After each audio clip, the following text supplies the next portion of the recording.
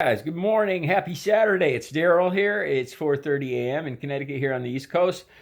For one video, I want to talk to you briefly about. I'm probably going to lose a few viewers here and a few subscribers, but I want to talk to you briefly about something that's important to me, and that's recovery.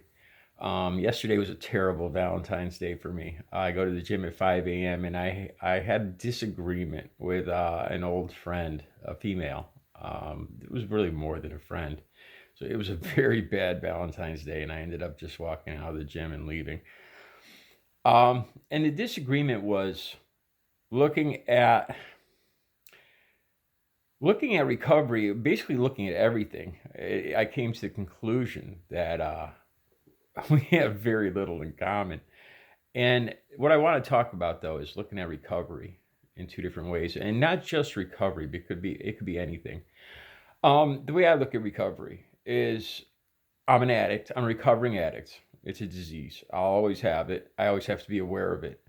I see it pop up in my daily life. I saw it pop up with YouTube, with the analytics. I saw myself getting to a point where I was getting addicted to the analytics, to looking every single day, how many more viewers I had, the numbers. And it would elate me and give me a high or a low, and I would look at it constantly, and I noticed that it was getting to be what I remember as an addictive behavior, where it started to influence my life and my mood and everything.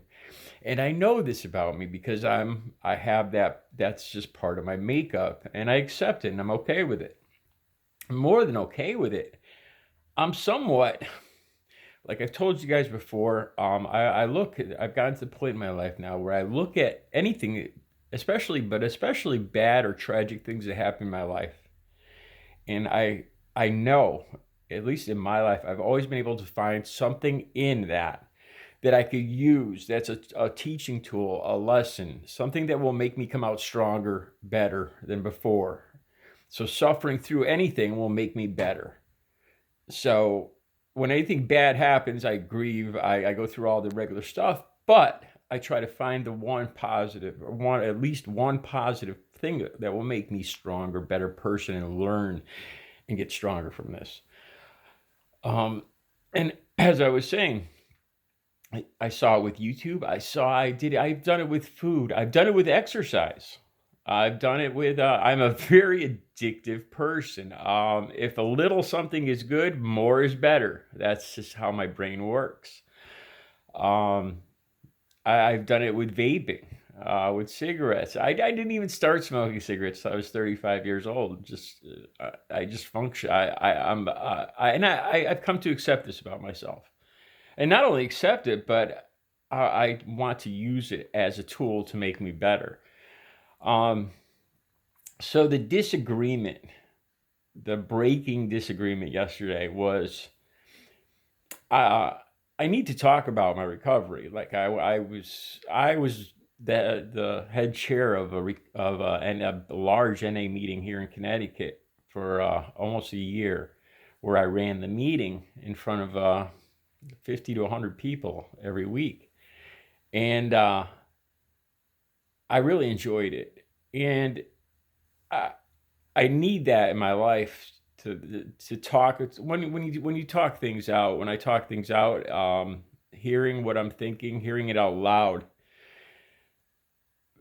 makes me either realize that what I'm saying is my thinking is flawed, or it reinforces, one way or the other. But hearing the words come out of my mouth, so I need to talk about these things, especially about recovery and making myself a better person and avoiding the traps that I fell into before. Now, the person I was with um, chose a different form of recovery, and that's okay. That's okay. Chose religion and God, which is whatever works for you in recovery, coming out of drug and alcohol addiction. If it works for you, great.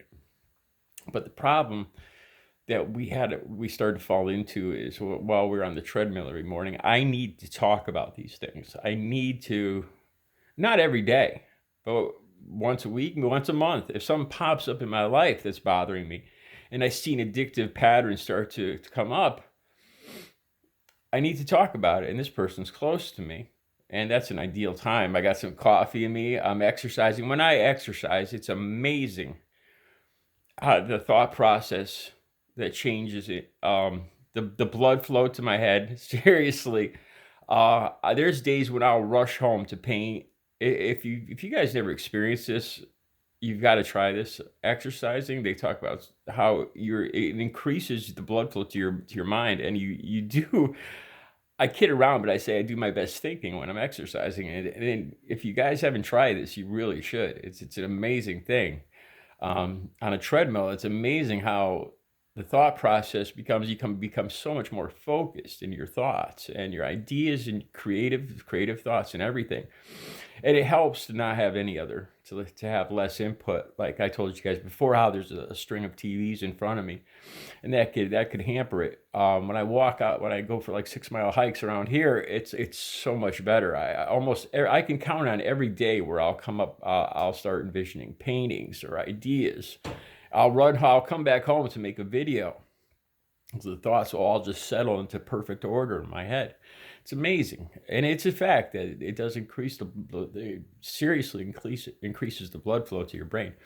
But anyway, so I'm on the treadmill, and I need to talk about these things from time to time, or not even, I don't even need to talk about it, but I'll just mention something, and this person next to me refuses and gets angry if I say anything.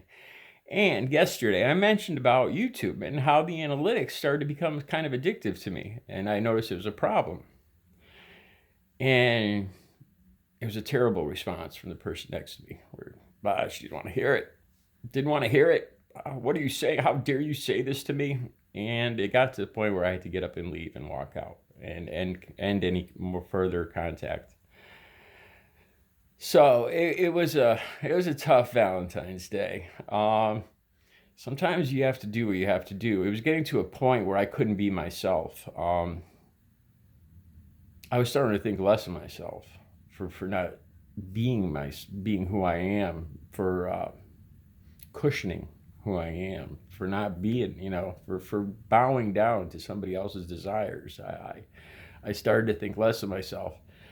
And right on Valentine's Day, it all came to a head. So it wasn't the best Valentine's Day. I feel better this morning, though. I do. So that's all I wanted to talk about, though. Different forms, different types of recovery, and that's made me who I am today. I'm proud of everything I've overcome. The way I look back on overcoming heroin, I remember in meetings, in several meetings, and detoxes and rehabs, and they use the same numbers, so it's definite a set of stats, where they said, look, only 1 out of 35 of you is going to make it 1 year clean. And that's the stats. Only one of you in this room is going to make it. And that's a depressing thought when you're trying to conquer something like heroin or addiction to oxycontins, painkillers. It becomes a pure hell that you don't even want to wake up in the morning, seriously. And overcoming that has made me feel like I can overcome anything, absolutely anything. And it's given me this feeling where life is so good, because I didn't believe I'd ever make it to this age. To me, this is all a bonus round. This is all, like, I used up like when you play a video game and you use up your 3 lives and you die. Well, I'm on my 4th life here. That's how I look at my life. So I am just happy as shit to wake up every day. Seriously, my worst day is probably other people's best day. And I've noticed this too with other people that have been in severe car accidents, or have survived cancer. You tend to look at life differently. When you get to a point where you believe you are going to die within the next month or two, and you without a doubt, and you accept it, and then you conquer it, it gives you a whole different outlook on just day-to-day life. It realized how much you took for granted every single day before that. you just assumed that there'd be an infinite amount of days, and there's not. There's not for every single one of us. You know, today could be the last day. And that's something I remember every single day now. So I appreciate the hell out of every day. But like I said, it's something I need to talk about. I'm almost tearing up here. All right. So anyway, that's all. I just wanted to talk about that. Things can either, I forgot, there was a saying somebody said, something can either define you, change you. Do you guys ever hear that? I can't, I'll have to look that up now.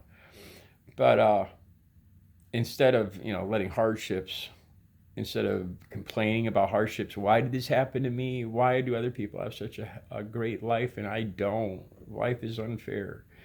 It's the wrong way to look at it. It really is, because that will lead to just a spiral of depression. It really will.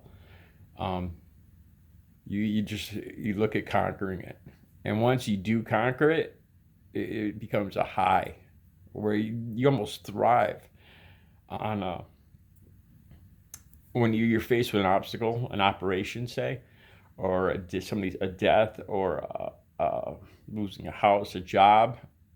In a bizarre way, you realize that you're going to come out of it even stronger, and it gives you this drive inside that makes you stronger. All right, so I hope I kept a few viewers through this video. It was in my usual video, so I hope I kept a few of you guys to the end.